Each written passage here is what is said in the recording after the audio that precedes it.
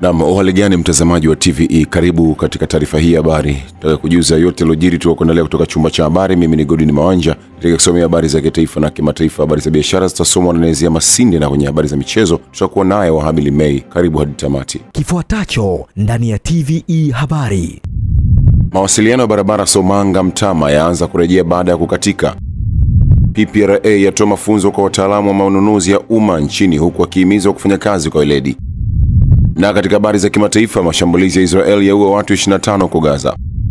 Karibu mtazamaji wa TVE, na moja kwa moja tuanzie na mawasiliano ya barabara Somanga Mtama yameanza kurejea kwa hatua katika barabara iendayo mikoa ya kusini baada ya wataalamu wa wakala wa barabara TANROADS kurekebisha eneo la Somanga na Matandu iliyoharibiwa na mvua na kusababisha njia isipitike. Taarifa zaidi na Goodluck Msola. Waziri wa Ujenzi Abdalla Ulega, ambaye ameweka kambi katika eneo hilo tangu kutokea kwa tatizo hilo, amewaambia waandishi wa habari kwamba magari madogo 230, mabasi 10 na baadhi ya maroli 30 yalobeba bidhaa mbalimbali ikiwemo mawe makubwa yamefanikiwa kuruhusiwa kupita katika eneo la Somanga Mtama pamoja na eneo la Matandu. Ulega amesema hayo wakati akitoa taarifa ya awali akiwa mkoani Lindi, wakati wakiendelea kusimamia zoezi la urejeshaji wa maeneo yaliyokatika katika barabara kuu ya Dar es Salaam Lindi, zoezi linalofanywa na timu ya Wizara ya Ujenzi na wakala wa barabara nchini TANROADS kwa kushirikiana na mkandarasi. Kwanza naomba nitumie fursa hii kuwashukuru sana Watanzania wote kwa salamu mbalimbali wanazozitoa za pole na za kututia moyo wakati huu ambapo limetokea tatizo hili la kukatika kwa barabara ya kuelekea mikoa ya kusini.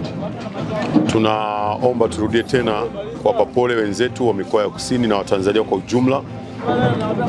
Na wapokee salamu za Mheshimiwa Rais Dr. Samia Suluhu Hassan za pole kutoka kwake binafsi, na amenipa maelekezo ya kwamba mimi na wenzangu wote hakuna kulala. Baadhi ya abiria waliolazimika kusubiri usafiri usiku kucha wamezungumza na waandishi wa habari na kutoa shukrani kwa serikali kupitia wataalamu waliofanikisha kazi hiyo kwa kufanya kazi kwa juhudi. Katika maelezo yake, Waziri Ulega amesema matengenezo zaidi katika maeneo ya Somanga Mtama na Matandu yanaendelea kuimarishwa kwa kuendelea kuweka mawe makubwa ili kuruhusu magari mengine yaliyosalia kuweza kupita. Asante sana Goodluck Msola kwa taarifa hiyo. Vijana wanaohitimu mafunzo ya kujitolea operesheni miaka 60 ya Muungano wamekumbushwa kujiepusha na vitendo vya uvunjifu wa amani, matumizi mabaya ya mitandao ya kijamii pamoja na kujihadhari na matumizi ya dawa za kulevya. Adam Kadutu anaripoti kutoka Mara.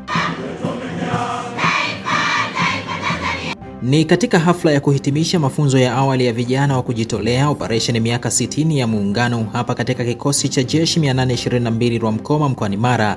Katika hali ya ukakamavu mkubwa, vijana hawa wakionyesha utayari wa kulinda taifa lao. Wito unatolewa kwa vijana hawa kutumia mafunzo ya kijeshi waliopatiwa kwa kusudi maalum, huku onyo likitolewa dhidi ya matumizi mabaya ya mitandao ya kijamii pamoja na kujiingiza kwenye matumizi ya dawa za kulevya. Tunapaswa kulitumikia taifa kwa juhudi kubwa, tujiepushe na vitendo viofu vya uvunjifu wa amani, ulevi na madawa ya kulevya.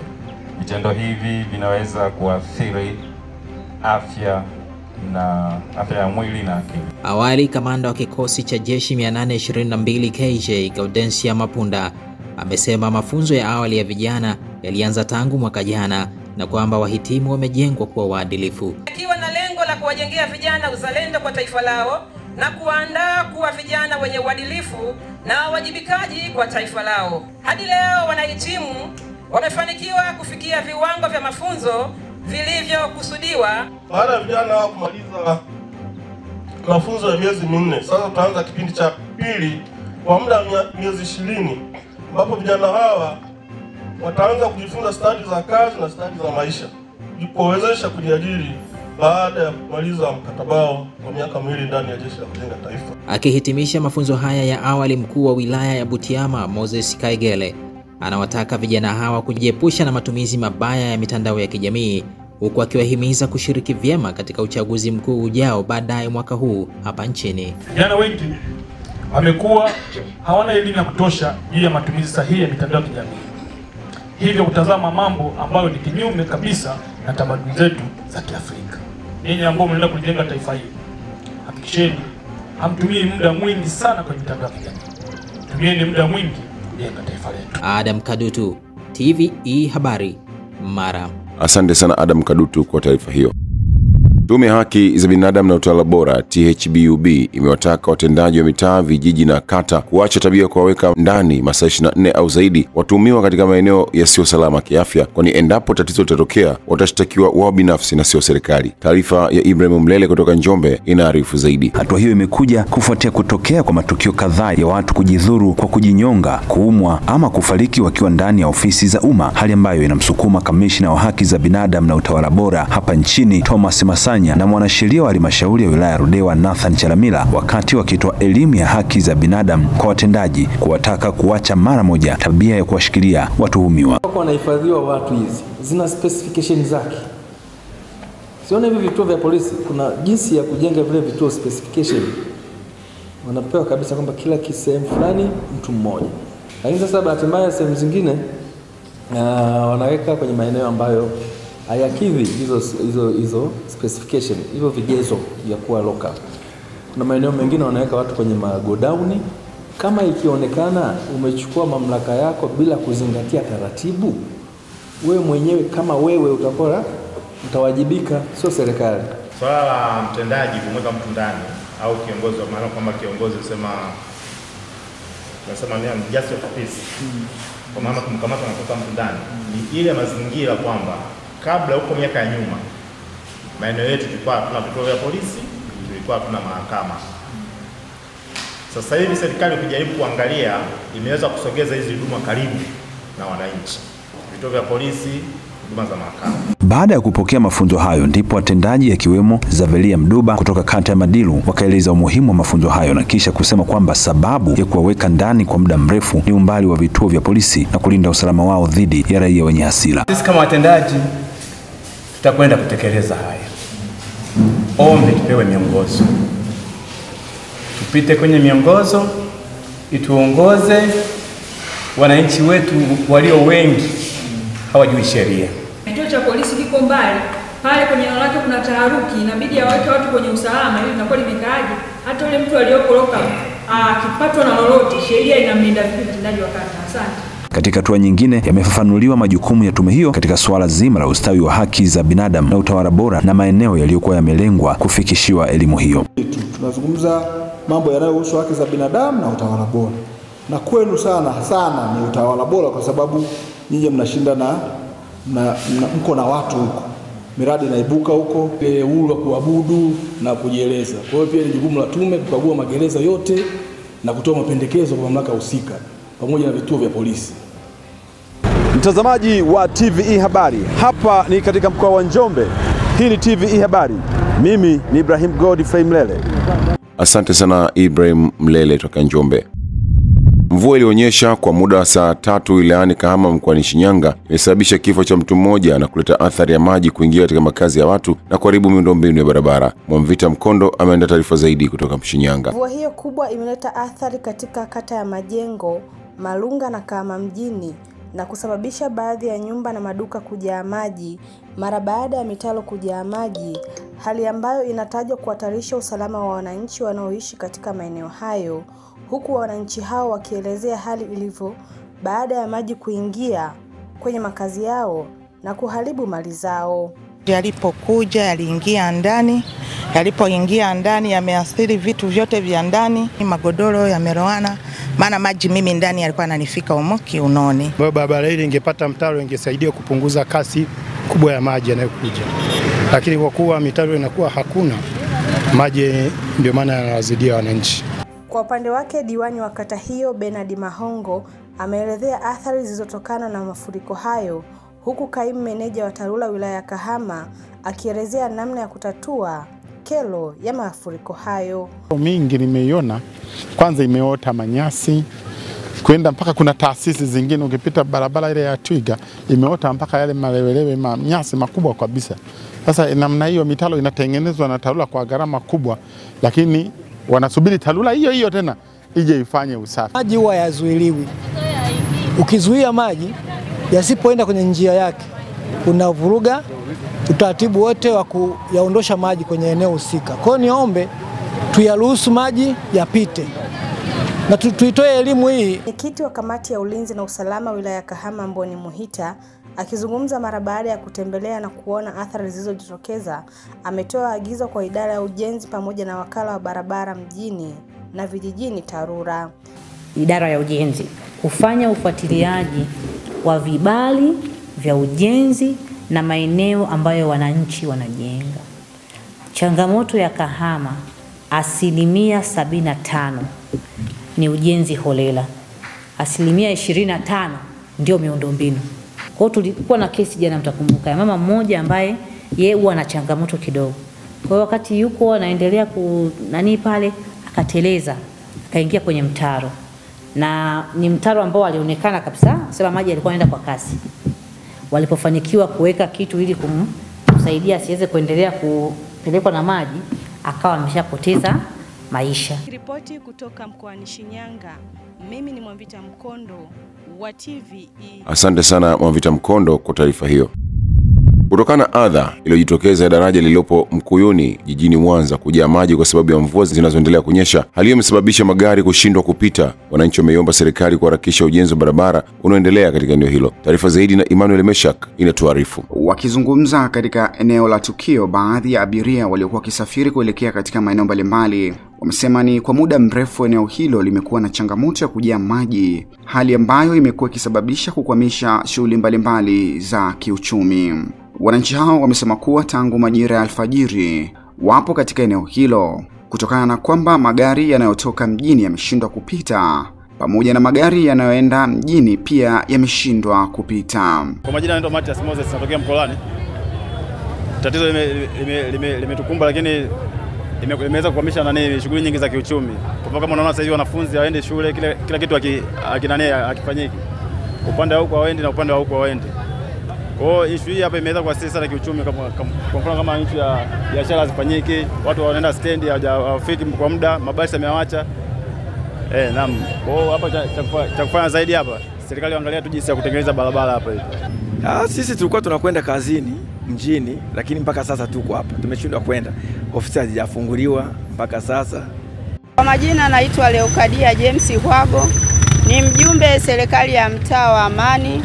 Naishi mtaa wa Panyarodi Magereza. Nikiwa kama mjumbe wa serikali ya mtaa, kwa kweli swala hili kuhusu hili daraja limekuwa kero. Watu wanalipa kodi, lakini miundombinu imekuwa ni mibovu. Mkandarasi aliyopewa hili eneo ana miezi karibia 4 yuko anacheza na hili eneo. Na hili eneo limekuwa kero. Inafika hatua watu wanashindwa kwenda kazini, wengine wanashindwa kwenda mashuleni. Sisi wafanyabiashara tumeshindwa leo kuuza hata maziwa, tunakosa pa kupita. Kwa hiyo tunaomba serikali tusaidie kuhusu huyu mkandarasi. Kama hajalipwa wamlipe, na kama amelipwa afanye kazi yake aliyopewa. Miezi 4 yuko anacheza eneo hili. Kwa hiyo imekuwa kero sana. Kwa upande wake, kamanda wa jeshi la polisi mkoani Mwanza Willibrod Mutafungwa amesema tangu majira ya asubuhi jeshi la polisi limehakikisha wananchi wanavuka salama, ambapo amesema wameelekeza magari kupita katika barabara nyingine ili kuepusha msongamano. Ndugu waandishi wa habari, ni kwamba kama mnavyofahamu katika jiji la Mwanza na mkoa wa Mwanza kwa ujumla, kuna mvua kubwa ambazo zimeanza kunyesha, zina takriban siku 2. Na usiku wa kuamkia leo kumekuwa na mvua kubwa ambayo imenyesha, na matokeo ya mvua hiyo ni kuvunja kwa hili daraja la Mkuyuni, daraja ambalo limekuwa korofi kwa muda mrefu, lakini sasa hivi liko katika matengenezo. Sasa udongo umeondolewa katika barabara hii kwa sababu ya kasi kubwa ya maji yaliyokuwa yakipita hapa na mafuriko kwenye hili daraja. Sasa jeshi la polisi baada ya kupata taarifa hizo tumeweza kufika hapa tangu alfajiri, baada ya hilo daraja kuwa limechukuliwa na maji, udongo wake umechukuliwa na maji na magari hawezi kupita, kwa ajili ya kuweka hali ya usalama kwa watu wanaotumia barabara. Asante sana Emmanuel Meshak kwa taarifa hiyo. Imeelezwa kuwa uwepo wa vifaa tiba katika kituo cha afya cha Nyarugusu ikiwa mashine ya ultrasound imesaidia kwa kiasi kikubwa kupunguza adha ya wanawake waliokuwa wakilazimika kutembea umbali mrefu kufuata huduma hizo mjini Geita. Taarifa zaidi na Joel Maduka. Katika kuadhimisha wiki ya wazazi, jumuiya ya wazazi ya Chama cha Mapinduzi CCM imetembelea kituo cha afya cha Nyarugusu kwa lengo la kutoa zawadi kwa wagonjwa pamoja na kukagua miundombinu ya kituo hicho. Akizungumza wakati wa ziara hiyo, mgeni rasmi ambaye ni mwenyekiti wa CCM wilaya Geita, Barnabas Mapande, amesema serikali kupitia Rais wa Jamhuri ya Muungano wa Tanzania imewezesha upatikanaji wa vifaa tiba kwa kiwango kikubwa katika kituo hicho cha afya. Tumie nafasi hii kwa kweli sisi wana Geita kumshukuru sana Mheshimiwa Rais kwa namna ambavyo ameifanya iliyokuwa zahanati ya Nyarugusu kuwa kituo cha afya na kutoa huduma mbalimbali. Sasa hivi tumetoka tu kwenye chumba cha kutoa huduma ya kinywa na meno. Na nyinyi Nyarugusu mna bahati sana.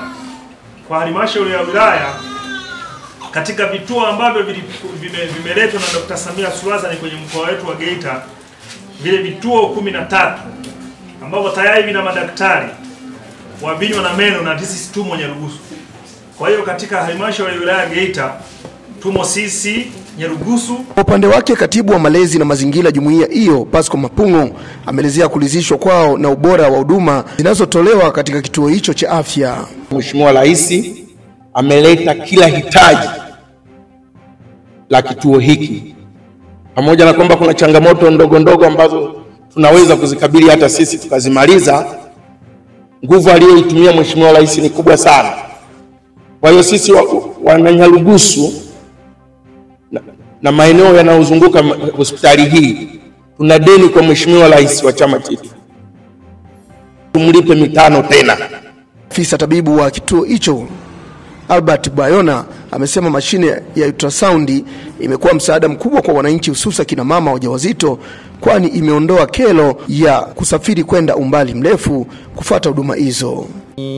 Tangu kuja kwa kifaa hiki cha ultrasound imetupa nafasi na kuweza kutambua baadhi ya magonjwa kwa urahisi zaidi. Hususan kuna wengine walikuwa wanakuja wanakiwa na changamoto ya mimba kutunga nje ya mfuko wa uzazi, ambapo kitaalamu ni ectopic pregnancy, na unakuta inakuwa ni ngumu sana kuishia kumtambua huyu mgonjwa kupitia huo ugonjwa bila kujidhibitisha au kudhibitisha kwa kutumia ultrasound. Huduma ni nzuri, hata watu wa huduma wenyewe wapo vizuri, wanahudumia vizuri. Kwa huduma ni nzuri, inaendelea vizuri. Huduma za hapa ni nzuri. Kwa mimi zimenisaidia, maana nimeanza kupata huduma kwenye ultrasound na kujua kwamba mtoto wangu amekaa vibaya. Hiyo imekuwa faraja kubwa kwa wakazi wa Nyarugusu na vijiji jirani, ambapo kwa sasa wanapata huduma bora za afya karibu na makazi yao. Wananchi wameshukuru serikali na wadau wote waliowezesha upatikanaji wa vifaa tiba hivyo, wakisisitiza kuwa hatua hiyo si tu imepunguza gharama za matibabu, bali pia imeokoa maisha ya kina mama na watoto wachanga. Asante sana Joel Maduka kwa taarifa hiyo.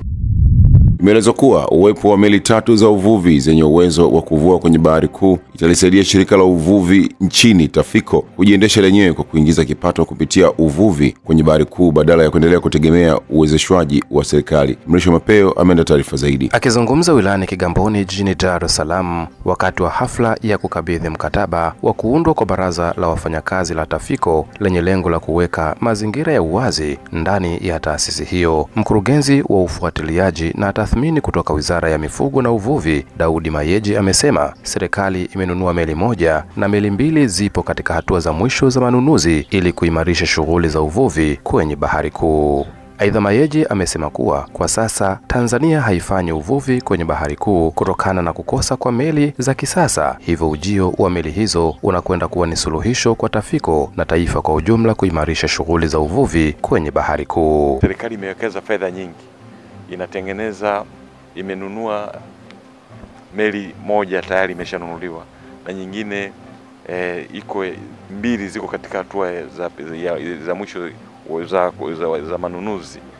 Maanake ni kwamba tutahitaji wafanyakazi zaidi ambao watafanya kazi katika hizo meli, na kwa kuwa sasa hivi nchi yetu hatufanyi uvuvi katika bahari kuu kwa sababu hatuna vyombo vya kwenda bahari kuu. Kwa hiyo uwepo wa hizi meli tunategemea tutaanza kupata mazao ya uvuvi ambayo tulikuwa tuwezi kuyapata, na kwa kufanya hivyo maanake ni kwamba pato la taasisi kwa maana ya TAFICO litaongezeka, na pato likishaongezeka TAFICO itaweza kujitegemea, kwa sababu serikali imelianzisha TAFICO sio kulilea mpaka kwa miaka yote. Kwa upande wake, kaimu mkurugenzi mkuu wa TAFICO Ahmed Biabato amesema uwepo wa baraza hilo la wafanyakazi unaongeza ubunifu na utendaji kazi katika shirika hilo la TAFICO, na kwamba Tanzania inakwenda kunufaika kiuchumi hasa kutokana na kuimarika kwa shughuli za uvuvi kwenye bahari kuu. Shirika letu la uvuvi Tanzania TAFICO lilianzishwa mwaka 1974, lakini lilisimama uzalishaji mwaka 96, lakini serikali ya awamu ya 6 inaendelea kuliimarisha ili kuweza kuendeleza sekta ya uvuvi nchini, kwa sababu ukiangalia kwa Mtanzania mmoja au kwa mujibu wa taratibu za lishe, mtu mmoja anatakiwa kula kilo 27 za samaki. Shirika la TAFICO lilianzishwa mwaka 1978 ambapo kwa sasa lina jumla ya wafanyakazi 37 pekee. Asante sana Mrisho Mapeo kwa taarifa hiyo. Chama cha kutetea haki za maslahi ya walimu Tanzania cha CHAKMWATA imepanga kuwachukulia hatua za kisheria wote wanaodaiwa kuhusika katika uporaji wa maslahi ya walimu kwa kukata fedha kutoka kwenye mishahara yao kinyume cha taratibu zilizopo kisheria. Taarifa ya Daniel Simelta kutoka Mbeya inafafanua zaidi. Katibu mkuu wa CHAKMWATA Meshaki Kapange ameyasema hayo wakati wa mkutano na waandishi wa habari jijini Mbeya, akidai kuwa zaidi ya shilingi bilioni 12 zimekatwa kinyume na utaratibu wa chama cha walimu Tanzania CWT. Kutokana na hayo yaliyotokea, chama cha kutetea haki na maslahi ya walimu Tanzania kinachukua hatua zifuatazo. Kwanza, tumeorodhesha mikoa yote na wilaya zote. Tuna halmashauri 125 nchi nzima. Katika mikoa 25 ni mkoa wa Singida peke yake ambao hauna nongwa yote na CHAKMWATA. Mikoa mingine yote ina nongwa na CHAKMWATA. Na tumeorodhesha pesa ya mwalimu aliyokatwa katika wanachama hao 12,231, 1% iliyozidishwa kwenda CWT na 1% ya CHAKMWATA. Tunakwenda mahakamani kufungua kesi. Katika hatua nyingine, Kapange amesema kuwa halmashauri zinazolalamikiwa zaidi ni Ilala na Temeke, huku akiomba Rais wa Jamhuri ya Muungano wa Tanzania Daktari Samia Suluhu Hassan kuwachukulia hatua wote wakurugenzi wa halmashauri walioshiriki kwenye sakata hilo. Halmashauri hizi zinazoongoza nizitaje: halmashauri za mkoa wa Dar es Salaam, inayoongoza ni halmashauri ya Temeke. Imewafanyia mambo haya wanachama wetu 1991. Jumla Temeke peke yake inadaiwa shilingi bilioni 2,340,549,635 na senti 60. Halmashauri inayofuata kwa kudaiwa ni halmashauri ya Ilala. Imefanya haya kwa wanachama wetu 1,771 na tunaidai shilingi bilioni 2,027,840,319 na senti 80. Kwa upande wao, baadhi ya wanachama wa CHAKMWATA wameeleza kuunga mkono hatua hiyo, wakisema kuwa ni wakati mwafaka kusimamia haki zao kwa nguvu zote. Kwanza unapopeleka mtu mahakamani kunakuwa na muda. Tumewapa notice ya siku 90. Kwanza waturudishie wanachama wetu kwenye makato ya CHAKMWATA. Wakitekeleza hilo na CWT waliochukua pesa zetu wakaturudishia pesa zetu, hatuna maneno. Ndio maana ya notice ya siku 90 zile. Zikipita ikaonekana bado hawajatekeleza, basi ndio tutabidi tuone sehemu nyingine au chombo kingine kusaidia. Sasa Tanzania nzima itakuwa inatambua kwamba CHAKMWATA imerudi tangu tarehe 27 ilivyoshinda kesi pale Mahakama Kuu Kanda ya Mbeya. Sasa tumeanza kufanya kazi kwa nguvu zote. Tunatoa wito kwa walimu wote kwa muda wowote ule waanze kujiunga ndani ya CHAKMWATA. Kimerudi, ile hofu iliyokuwepo mara kwanza iondoke. Kweli tunaiomba serikali itusikilize sisi kama walimu, sisi wanachama wa CHAKMWATA. Hayo madeni yetu tunayodai ni ya muda mrefu sana. Wasisubiri waende mahakamani ndo wakatupe haki zetu. Tunawaomba, tuko chini ya miguu yao, watusaidie, watusikilize. Asante sana Daniel Simelta kwa taarifa hiyo. Mjumbe wa Baraza Kuu la Chama cha Demokrasia na Maendeleo Chadema, ambaye pia ni mwenyekiti wa chama hicho wilaya ya Mwanga, Lembrus Mchome, amemwomba msajili wa vyama vya siasa nchini kuharakisha kushughulikia malalamiko aliyowasilisha katika ofisi hiyo, akisisitiza kuwa jambo hilo lina maslahi makubwa kwa chama na taifa kwa ujumla. Taarifa zaidi na Rachel Chacha. Akizungumza jijini Dar es Salaam leo, Mchome amesema miongoni mwa sababu zilizomsukuma kuwasilisha malalamiko hayo ni pamoja na ukiukwaji wa utaratibu wa kikatiba wa chama uliofanywa katika kikao cha Baraza Kuu la Chadema kilichofanyika Januari 22 mwaka huu, kutotimia kwa akidi inayotakiwa ya 75% ya wajumbe halali wa baraza hilo. Ameeleza kuwa mbali na hilo, pia kulikuwepo na watu wasiokuwa wajumbe halali wa Baraza Kuu lakini walihudhuria na kushiriki katika kufanya maamuzi ya chama. Kushiriki uchaguzi ni kutaka tu, je, kuzuia uchaguzi sio kutaka kuuawa? Utaleta watu wataandamana, vijana watatoka wazuie uchaguzi, dola itafanya kazi yake. Ni vijana wangapi watakufa? Ni vijana wangapi wataumizwa? Kama tunaamini tuna uwezo wa kuzuia uchaguzi, tutumie nguvu hizo tushinde uchaguzi wa mwaka huu 2025. Ni bora vijana wetu wakaumizwa, ni bora vijana tukauawa, lakini tukiwa tupo kwenye field ya uchaguzi. Kama tunao nguvu ya kulazimisha uchaguzi usifanyike, basi tunao nguvu ya kulazimisha tukishinda tutangazwe. Kuhusu madai kwamba ameamua kukishitaki chama chake, Mchome amekanusha madai hayo, akisema kuwa hajamshtaki mtu ama chama, isipokuwa analalamikia sehemu ya maamuzi ya kikao cha Baraza Kuu ambayo hayakufuata taratibu. Aidha, amethibitisha kupokea barua kutoka kwa msajili wa vyama vya siasa iliyotumwa kwa ofisi ya Katibu Mkuu Chadema ikiitaka ofisi hiyo kutoa majibu ya hoja zilizowasilishwa ndani ya siku 3. Asante sana Rachel Chacha kwa taarifa hiyo. Mtazamaji, hii ni taarifa ya habari na mimi ni Godwin Mawanja. Tupate mapumziko mafupi na kisha tutaendelea na taarifa ya habari. Kifuatacho ndani ya TVE habari. PPRA yatoa mafunzo kwa wataalamu wa manunuzi ya umma nchini huku akihimizwa kufanya kazi kwa weledi.